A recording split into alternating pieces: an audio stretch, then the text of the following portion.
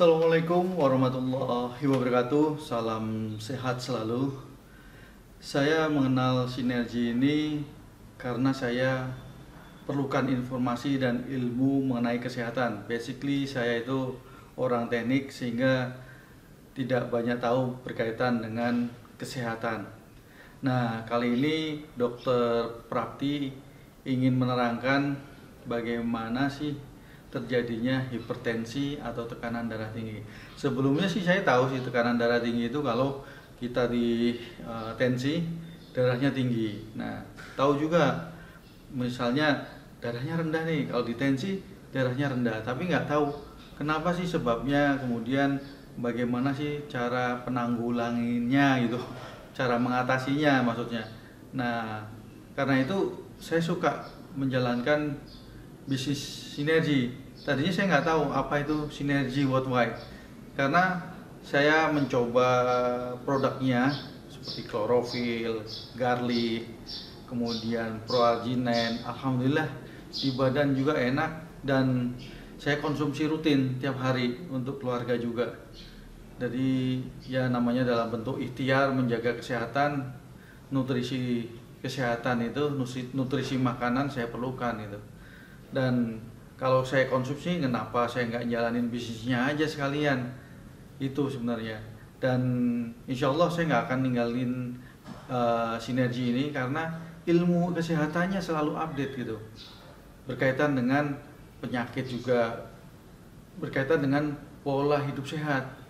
Karena itu coba deh Anda dengerin penjelasan dari Dokter Prapti ini berkaitan dengan hipertensi. Nah, selain pembahasan mengenai hipertensi ini banyak sekali pembahasan-pembahasan yang lain, sehingga ilmu yang kita dapatkan paling tidak buat diri kita sendiri, buat keluarga, dan buat orang yang membutuhkan informasi mengenai kesehatan, sehingga itu sebuah amal, bentuk amal Anda untuk membagi informasi yang bermanfaat untuk orang lain. Itu aja sih. Salam semangat, go freedom. Baik, siang hari ini kita membahas sebuah topik yang sangat familiar di sekitar kita, yaitu hipertensi. Hipertensi adalah suatu diagnosa yang sudah tidak asing lagi ya Bapak Ibu ya. Di sekitar kita mungkin orang tua kita, Bapak saya terkena hipertensi, dan mungkin saudara-saudara kita, pasangan kita, atau bahkan mungkin anak kita ya udah sepuh punya anak yang punya hipertensi. Adalah sebuah hal yang wajar, tetapi sebenarnya itu bisa dicegah. Karena hipertensi sendiri juga membuat sesuatu yang tidak nyaman ya Bapak Ibu ya. Oke, kita untuk mengingat lagi akan kondisi dari hipertensi itu sendiri. Nah, hipertensi adalah sebuah kondisi tekanan darah lebih dari normal. Normalnya orang 120/80 mm air raksa, tetapi masing-masing kita memiliki harga normal yang berbeda-beda. Ada juga yang berpendapat hipertensi adalah suatu kondisi tekanan darahnya 140/90 yang berlangsung terus-menerus dan menjadi permanen. Seringkali hal ini menjadi sesuatu yang menakutkan, tetapi ironisnya tanpa sadar hampir semua orang menuju ke sana. Karena gaya hidup dan budaya hidup yang dijalankan selama ini, bahkan sudah mengidapnya malahan ya. Memilih menu junk food sudah menjadi budaya. Segala makanan, minuman instan menjadi menu yang tidak bisa dihindari, atau memang sudah menjadi kebiasaan. Misalnya seminggu sekali kita makan di luar, lalu makan makanan yang siap saji atau penuh dengan bumbu masak seperti itu kan. Jadi itu menjadi sebuah maladaptasi yang sebenarnya itu adalah malnutrisi. Ya, kita akan mengenali apa saja gejala hipertensi. Mungkin Bapak Ibu kalau kita tatap muka, saya akan bertanya, apa Bapak Ibu gejala-gejala hipertensi? Ya, salah satunya telinga berdenging. Hal ini menjadi sebuah ketakutan bagi orang-orang yang mengetahui, tetapi orang-orang yang tidak mengetahui akan diabaikan. Karena apa sih ini telinga berdenging? Tetapi menjadi sebuah kewaspadaan ketika telinga berdenging itu menjadi hal yang sangat penting. Sebentar ya Bapak Ibu ya, ada sesuatu yang harus dibereskan. Baik, kita akan lanjutkan. Telinga berdenging adalah sebuah tanda yang menolong kita bahwa ada sesuatu yang tidak seimbang dari tekanan darah kita. Lalu pusing kepala. Pusing kepala dan sakit kepala beda ya Bapak Ibu ya. Pusing kepala itu ringan tetapi menyeluruh seperti itu. Sorry. Kalau sakit kepala itu ada di satu tempat dan itu benar-benar nyeri sekali gitu. Kemudian penglihatan buram atau kabur. Ini adalah gejala. Gejala adalah sesuatu yang kita rasakan. Tetapi kalau orang melihat, orang lain nggak bisa melihat.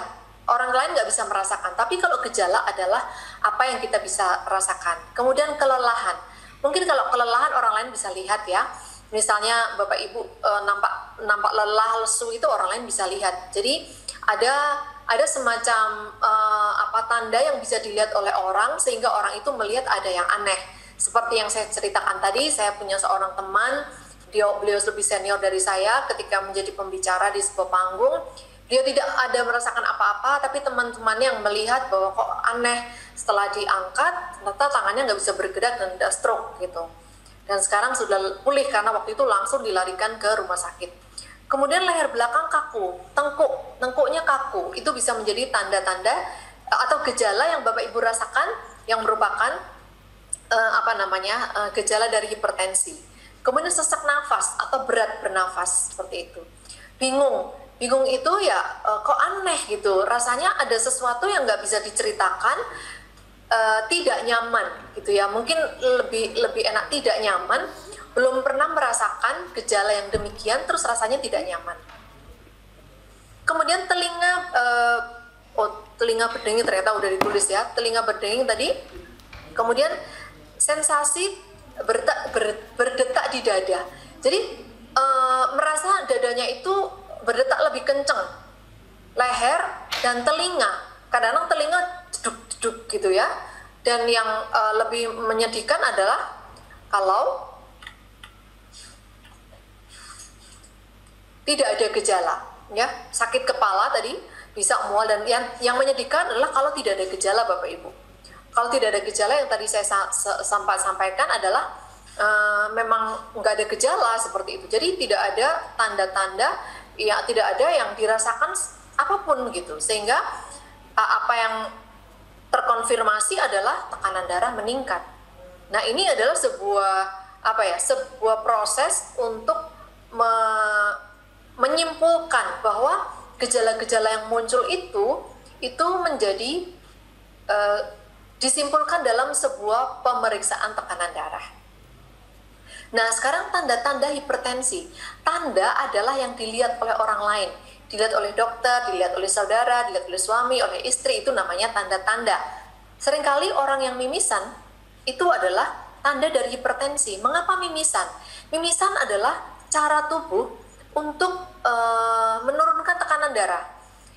Kalau misalnya pecah pembuluh darah, maka darahnya akan keluar. Ketika darahnya keluar, seperti mendapatkan jalan keluar tekanannya. Nah, itu akan memberikan keseimbangan bagi tubuh, dan itu baik Bapak Ibu. Pecahnya itu di hidung, pecahnya tidak di otak. Kalau di otak menjadi stroke seperti itu ya. Mimisan menjadi tanda dari hipertensi. Kemudian urin berdarah juga sama, yaitu ada pecah pembuluh darah di ginjal, kemudian pembuluh darahnya kan kecil-kecil gitu ya, dan itu bisa memberikan tanda bahwa kemungkinan ada hipertensi. Dan bisa juga ada pecah pembuluh darah di retina atau pembuluh darah di mata, seperti itu juga bisa ya. Kemudian kesakitan, mungkin orang tua kita tidak merasakan apa-apa, tetapi nampak kesakitan, kita bisa aware, ada apa nih, biasanya nggak ada apa-apa, seperti itu. Nah kemudian kita akan melihat apa sebenarnya penyebab dari hipertensi. Penyebabnya dibagi dua Bapak Ibu. Ya, saya membagi menjadi dua, yaitu internal dari dalam sendiri dan genetik. Internal dan genetik berbeda ya. Jadi tetapi saya sandingkan karena memang seringkali berkaitan. Kemudian yang kedua adalah eksternal atau dari luar, dan ada faktor epigenetik. Ya, internal adalah sesuatu yang terjadi di dalam tubuh kita sendiri, dan inilah yang seringkali menjadi pencetus ataupun menjadi trigger dari diabetes. Apa itu yang berasal dari internal? Yaitu stres. Stres adalah reaksi tubuh yang merespon sesuatu yang di luar dan terus ada di dalam tubuh. Stres itu baik kan Bapak Ibu ya? Seperti saya katakan, stres itu baik. Tapi di sini adalah stres yang berkepanjangan. Stres yang berlangsung terus-menerus, tidak ada grafik turunnya. Kemudian usia, etnis, dan jenis kelamin. Nah, usia, etnis, dan jenis kelamin itu kita nggak bisa ubah kan. Usia kita nggak bisa mundurin jadi lebih muda, nggak bisa. Etnis juga nggak bisa Bapak Ibu. Kita orang Asia nggak bisa pengen jadi orang Amerika, ya kan? Kemudian jenis kelamin juga nggak bisa kita ubah. Nah, inilah hal-hal yang tidak bisa kita kendalikan, ya. Jadi faktor genetik tidak bisa kita kendalikan. Tetapi faktor internal yang namanya stres itu bisa kita kendalikan. Lalu apa yang dimaksud dengan faktor eksternal? Nah, faktor eksternal adalah faktor yang mempengaruhi yang berasal dari luar. Budaya hidup. Budaya hidup itu salah satunya adalah asupan makan dan minum. Seperti yang tadi slide yang kedua, asupan makan, kebiasaan makan yang penuh dengan vetsin seperti itu akan memacu menjadi penyebab dari hipertensi. Kemudian karena penyakit lain, kita kenal dan sering saya katakan obesitas bisa menjadi biang keladi banyak penyakit ya. Tetapi hipertensi sendiri itu adalah penyakit yang tersembunyi, penyakit yang seringkali diabaikan karena kita menganggap keluhan-keluhan itu udah biasa seperti itu. Kemudian diabetes, gangguan ginjal, asam urat, dan hiperkolesterol itu sangat mempengaruhi prevalensi atau angka kesakitan menuju diabetes. Itu yang perlu kita ketahui. Dan selain daripada itu, kebiasaan orang minum beralkohol itu sangat mempengaruhi dari tekanan darah kita. Dan satu lagi adalah suntik KB. Suntik KB, ada orang yang cocok, ada orang yang malah hipertensi. Tentu ini harus diantisipasi. Maksudnya begini, kalau orang suntik KB, terus setelah beberapa lama tekanan darahnya naik, maka yang perlu dievaluasi adalah apa saja yang sudah dilakukan gitu ya. Kadang-kadang orang nggak tahu, kok tiba-tiba tekanan darahnya naik. Tetapi biasanya bidan yang baik atau dokter yang baik akan memberikan solusi lain menggunakan KB yang lain. Nah, setelah hipertensi biasanya kemana Bapak Ibu? Kita tahu hipertensi setelah diperiksa tekanan darahnya kan ya. Kemudian kita ke dokter, kita diberi obat, atau orang tua kita lah katakan ya. Setelah dikasih periksa, diberikan obat. Hasilnya ada dua, tidak membaik dan membaik, padahal nasihatnya sama. Misalnya Bapak dan Ibu gitu ya, hasilnya tekanan darah naik, kemudian nasihatnya sama, Bapak Ibu makan rendah garam ya, banyak minum, kemudian olahraga, dikasih suplemen loh, ini dokternya udah kasih suplemen gitu ya. Kemudian stresnya dikelola atau manajemen stres. Kemudian juga manajemen stres itu juga termasuk dari mengatur tidur gitu ya, waktu tidur, bekerja, dan aktivitas dan sebagainya. Nanti di slide berikutnya saya akan lebih lengkap menjelaskannya. Bapak Ibu, kira-kira apa yang menyebabkan orang dengan hipertensi diberikan treatment yang sama, ada yang membaik, ada yang tidak membaik? Kira-kira faktor apa? Seperti yang tadi saya katakan, bahwa dua faktor yang mempengaruhi, internal dan genetik, eksternal dan epigenetik. Epigenetik adalah di luar genetik. Nah, yang bisa kita kelola adalah yang eksternal dan epigenetik dan internal, si stres itu. Kalau kita bisa kelola ini, maka akan membaik. Karena makanan-makanan yang kita konsumsi, kita sadar kita makan apa. Kemudian kita olahraga, kita juga sadar. Minum suplemen juga sadar, dan kelola stres. Tadi ya, internal tadi, faktor internal tadi adalah stres. Tetapi Bapak Ibu, satu hal lagi yang sangat penting Bapak Ibu melakukannya dengan konsisten.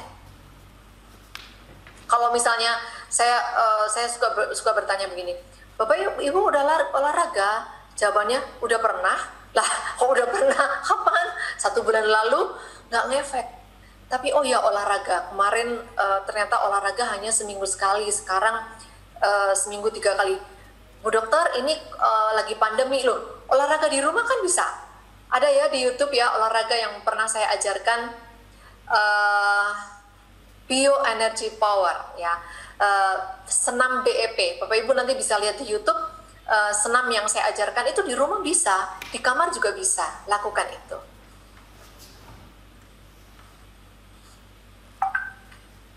Ya, ini dia Bapak Ibu, kalau tidak membaik, pilihannya adalah menjadi lebih parah. Yang pasti dokter akan memberikan obat dengan klaim nggak boleh di stop ya seumur hidup gitu, harus minum obat seumur hidup, lalu kita pasrah. Maka tidak ada keseimbangan di dalam tubuh kita untuk mengcounter efek samping dari obat yang mungkin kita tidak rasakan Bapak Ibu. Setelah itu bisa berlanjut atau komplikasi jadi stroke, bisa gagal jantung, gagal ginjal, dan penyakit yang lainnya. Dan itu semuanya akan menuju kepada kematian. Tentu kita semuanya akan mati Bapak Ibu ya.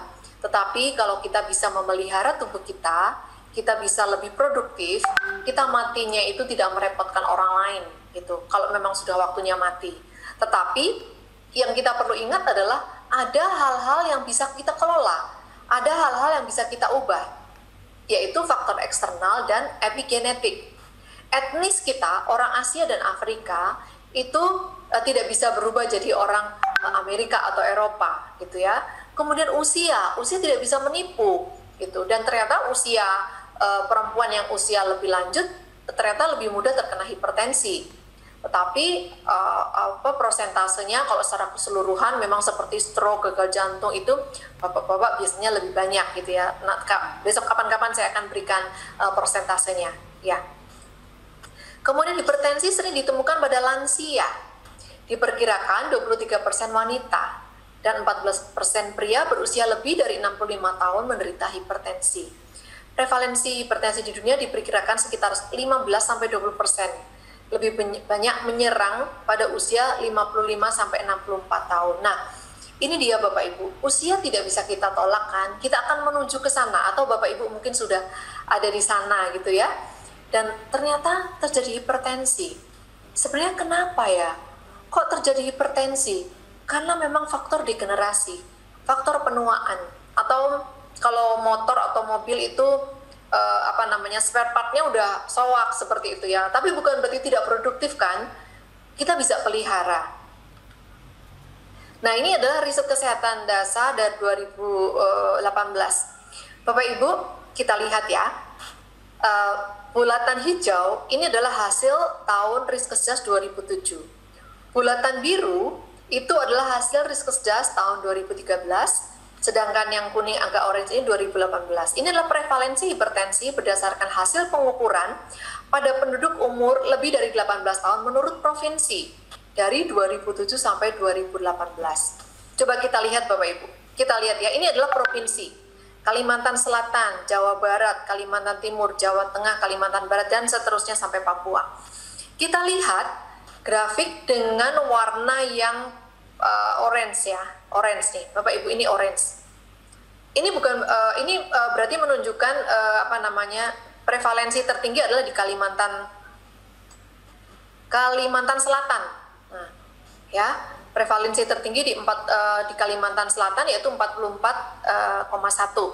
Nah, tapi kalau kita melihat di sepanjang di garis provinsi ini, kita lihat bahwa tahun 2013 itu ada di bawah Bapak Ibu. Ternyata hampir semua provinsi tekanan prevalensi yang hipertensi naik semuanya. Bapak Ibu bisa lihat ya di sini ya. Misalnya dari Maluku Utara. Waktu tahun 2013 di sini, 18 di sini, ini naik semuanya dari biru ke orange naik semuanya Bapak Ibu. Ya, hampir semuanya naik. Ini sama nih. Biru ke orange, ini nggak kelihatan samaan ya. Jadi kita bisa lihat bahwa ternyata dibandingkan tahun 2013, tahun 2018 orang yang hipertensi lebih banyak. Mari kita sadari Bapak Ibu, kita memang ini adalah hasil dari Kementerian Kesehatan yang mengumpulkan data dari seluruh provinsi Indonesia. Tentu kita bisa melihat bahwa kita ada di mana ya. Oke, kita kalau misalnya saya ada di DKI, melenting. Kemudian kita lihat di NTT. NTT tidak terlihat ya. Sepertinya mungkin sama. Tetapi NTT ini tidak kelihatan di mananya.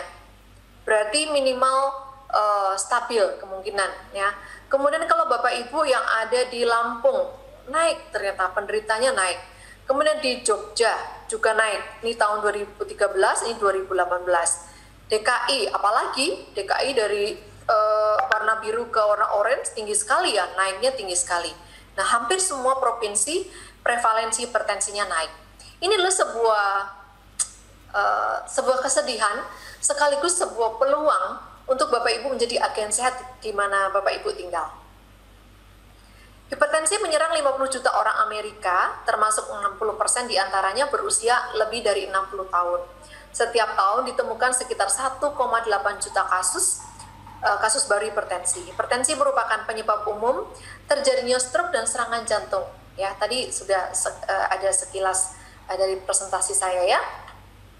Nah, Bapak Ibu, saya akan sedikit berhenti di sini, tapi Bapak Ibu tidak perlu pusing melihat gambar saya, ikutin kursor saya saja. Jadi saya hanya ingin flashback. Hipertensi adalah merupakan penyakit jantung dan pembuluh darah di sini ya, karena hipertensi melibatkan jantung dan pembuluh darah, bukan? Nah, ini adalah merupakan peradangan kronis. Kita lihat ini saja ya, yang lainnya tidak usah, walaupun memang sangat mempengaruhi. Peradangan kronis ini terjadi kenapa? Yaitu karena aktivitas kerja yang tidak seimbang, asupan makan minum yang tidak seimbang, kemudian kurang istirahat, bersosialisasi dan rekreasi tidak ada. Saya ulang lagi ya, sepertinya tadi mungkin ada yang terhilang suara saya.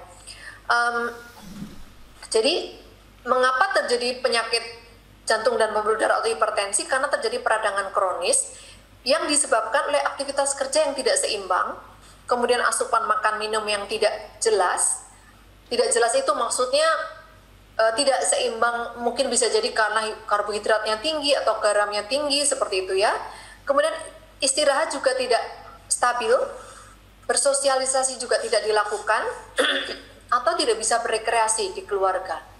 Kemarin pandemi kita ngoblek di rumah, ya kan? Ketemu dengan pasangan, ketemu dengan anak, itu aja, itu juga bisa menjadi stresor tersendiri. Kemudian mengelola stres. Bagaimana mengelola stres dan olahraga. Bapak Ibu, ini ketidakseimbangan ini tidak berlangsung hanya 1-2 hari, tapi bertahun-tahun.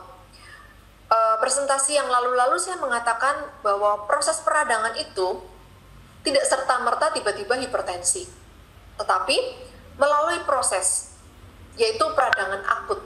Peradangan akut itu mungkin tidak kelihatan, sehingga peradangan tersamar. Ya, maksudnya tidak kelihatan, yang disebut peradangan tersamar. Bisa jadi cuma hanya pusing-pusing saja, hanya berdenging yang tidak dianggap sakit, seperti itu. Jadi ya sudah, nggak apa-apa, santai-santai aja. Nah, itu menjadi tabungan yang terus-menerus ditumpuk sampai akhirnya terjadi peradangan kronis dan akhirnya menjadi hipertensi. Nah, Bapak Ibu, semua kondisi ini, kondisi hipertensi, imbalance, keseimbangan kelima hal ini bisa menurunkan daya tahan tubuh. Jadi kalau misalnya di antara Bapak Ibu ada yang bertanya kepada saya begini, dokter, orang stroke suplemennya paling cocok pakai apa ya, gitu. Maka saya tidak bisa menjawab, oh paling cocok pakai garlic. Tidak bisa saya menjawab begitu Bapak Ibu. Biasanya saya akan gali apa yang terjadi, karena ternyata bisa jadi kurang tidur, menjadi tidak nyaman, menjadi pemicu, dan tidak ada progres membaik karena kurang tidur, atau kebanyakan tidur. Nah, itu perlu dipikirkan karena bagaimanapun suplemen ataupun satu hal tidak bisa menyelesaikan semuanya. Oleh karena itu, daya tahan tubuh itu sangat penting menjadi bagian yang utama ketika kita memberikan terapi kepada orang. Karena kita tahu, dan saya juga sudah mengingatkan, suplemen sinergi itu bukan obat, tetapi lebih dari obat. Ya, tidak hanya kita tidak berhenti sampai mengobati, tetapi dia juga bisa memperbaiki fungsi sel, kemudian bisa meningkatkan fungsi sel. Jadi ini menjadi sebuah semangat untuk kita tidak perlu tunggu sakit ketika mengkonsumsi suplemen seperti itu ya. Jadi nomor satu adalah daya tahan tubuh. Ketika daya tahan tubuh kita kuat, apalagi Kementerian Kesehatan menegaskan dan dari dokter-dokter geriatri menyatakan bahwa peraturan WHO sekarang menyatakan bahwa orang tua itu sangat memerlukan protein. Beberapa ketentuan yang lalu orang tua tidak boleh banyak protein. Ternyata sekarang mereka berubah pikiran. Mungkin bisa jadi karena memang budaya hidup manusia sudah berubah gitu kan. Mengapa? Bapak Ibu masih ingat ya presentasi saya bahwa antibody itu dibuat dari protein, dari asam amino. Ya, kalau dalam hal ini di dalam suplemen kita adalah Max Pro. Nah, sekarang saya mau cerita tambahan sedikit tentang L-arginin. L-arginin adalah asam amino proteinogenik esensial yang kondisional yang merupakan unsur alami protein makanan yang berada di dalam kedelai, ikan, kacang-kacangan, dan lain-lain. Sekitar 5 gram L-arginin dikonsumsi setiap hari dalam diet barat normal. Nah, ini menjadi patokan untuk mengkonsumsi nutrisi kita, gitu ya, ProArgi. Dan L-arginin itu ketika masuk ke dalam tubuh akan berubah menjadi nitrit oxide. Ternyata nitrit oxide itu tidak hanya melebarkan pembuluh darah saja, tetapi dia memiliki profesi lain gitu ya. Tidak hanya di dalam pembuluh darah, tetapi nitrit oxide sintetase itu bertindak sebagai neurotransmitter di otak. Neurotransmitter itu pembawa pesan gitu ya, membawa pesan, dan dia juga mediator pertahanan tubuh. Waktu awal-awal pandemi saya sempat sharing ya, L-arginin meningkatkan daya tahan tubuh kan ya. Nah, di sini nyambungnya. Kemudian efek perlindungan dari endotelium yang utuh. Masih ingat Bapak Ibu, endotel adalah bagian dari pembuluh darah bagian kita yang bagian dalam. Dia melindungi di situ sehingga otot-otot tidak menebal dan bersifat vasodilator, melebarkan pembuluh darah. Merupakan molekul anti-aterogenik endogen. Aterogenik itu pengerasan pembuluh darah. Jadi nitrit oxide yang dihasilkan dari proses L-arginin adalah merupakan molekul anti-aterogenik endogen. Endogen itu dari dalam. Oleh karena itu, betapa pentingnya nitrit oxide tidak hanya vasodilator gitu ya. Waktu minggu-minggu lalu saya menceritakan vasodilator, tetapi ternyata L-arginin ini ketika berubah jadi nitrit oxide, dia bisa menjadi neurotransmitter, mediator pertahanan tubuh. Saya sudah jelaskan efek perlindungan dari endotelium yang utuh supaya dia tidak pecah dan tidak tertempeli oleh kotoran-kotoran yang lewat pembuluh darah, vasodilator, dan molekul anti-aterogenik endogen. Nah, mari kita tidak memilah-milah atau memisahkan sistem di dalam tubuh kita, Bapak Ibu. Karena sistem tubuh kita itu satu kesatuan. Jangan sampai kita mengatakan, oh yang paling penting adalah sistem pencernaan, yang paling penting adalah pembuluh darah dan jantung. Enggak, semuanya penting. Oleh karena itu, nutrisi yang kita konsumsi itu kena ke semuanya.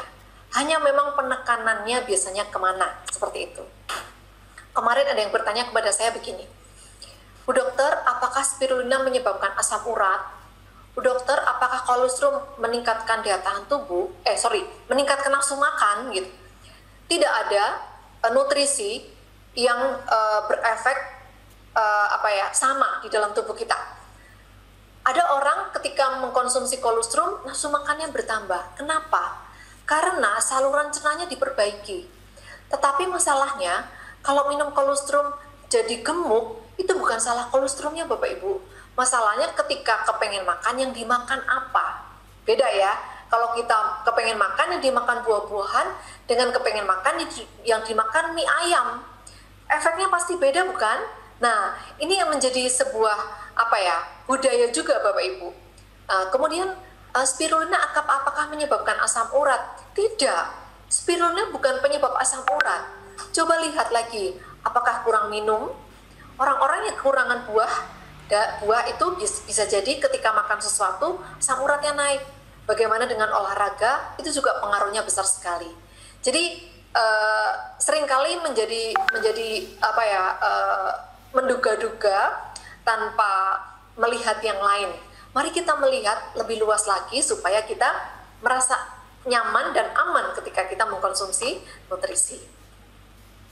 Nah, sebagai mediator dalam nitrit oxide sebagai mediator dalam neurotransmisi, Bapak Ibu tidak usah pusing ya melihat tulisan atau kata-kata yang asing mungkin ya, non adrenergic, non cholinergic dalam pembelajaran dan memori. Jadi menjadi lebih konsentrasi, bisa lebih fokus gitu ya, plastisitas sinaptik dan pelindungan syaraf. Homeostasis, tonus, pembuluh darah. Homeostasis adalah keseimbangan. Jadi nitrit oxide itu memelihara keseimbangan pembuluh darah. Dan nitrit oxide itu adalah menurunkan tekanan darah. Ini sudah diteliti oleh banyak penelitian gitu ya. Nah, ini adalah slide saya yang terakhir Bapak Ibu. Kembali lagi saya mengingatkan bahwa gejala yang muncul itu sangat menolong kita, karena gejala itu merupakan sinyal tubuh yang memberitahu bahwa ada yang tidak seimbang di dalam tubuh kita. Nah, ketika gejala itu tidak direspon, maka akan bisa menjadi peradangan tersamar yang terus berlangsung dari tahun ke tahun menjadi peradangan kronis yang menghasilkan penyakit-penyakit degeneratif. Salah satunya adalah hipertensi. Oke. Saya akan coba ya, di sini ada high blood pressure. Nah, kita coba simulasi ya, high blood pressure. Ternyata setelah diukur tekanan darahnya 150/100, maka yang perlu kita pikirkan adalah bagaimana dengan mental. Jadi begini, orang yang santai dan orang yang panik ketika menghadapi permasalahan itu berbeda respon. Orang yang panik biasanya akan tekanan darahnya lebih cepat. Nah, bagaimana melihat orang ini memiliki mental yang seperti apa? Jangan-jangan memang mentalnya panikan. Maka kalau panikan, coba diajak ngobrol, kemudian ditanya masalahnya apa, itu bisa menolong sekali. Ini stres ya. Karena Bapak Ibu ketika panik, kita pusing, itu pasti terjadi peradangan ya. Kemudian pasti ada stres, gitu kan? Kemudian dievaluasi lagi bagaimana dengan dietnya. Oh, selama ini makannya cuma mie ayam, ayam goreng gitu ya, ayam goreng dengan rasa yang asin misalnya. Kemudian toksin ini tidak hanya didapat dari udara Bapak Ibu ya, tapi dari makanan juga bisa, seperti MSG, kemudian pewarna buatan, pemanis sintetis seperti itu. Kemudian ada gangguan tidur, lalu ada relasi yang buruk, entah itu dengan pasangan atau dengan teman seperti itu, kekurangan nutrisi, kemudian tidak pernah exercise atau olahraga, bersentuhan dengan toksik, sesuatu yang beracun, entah itu bisa udara, kemudian pekerjaan mungkin ya, di dalam pekerjaannya itu penuh dengan debu yang penuh dengan chemical, kemudian ada trauma, ada genetik dan gangguan saluran cerna. Nah, Bapak Ibu, ini adalah suatu kesatuan di mana kita bisa membantu orang lain atau membantu diri kita sendiri untuk boleh mengevaluasi.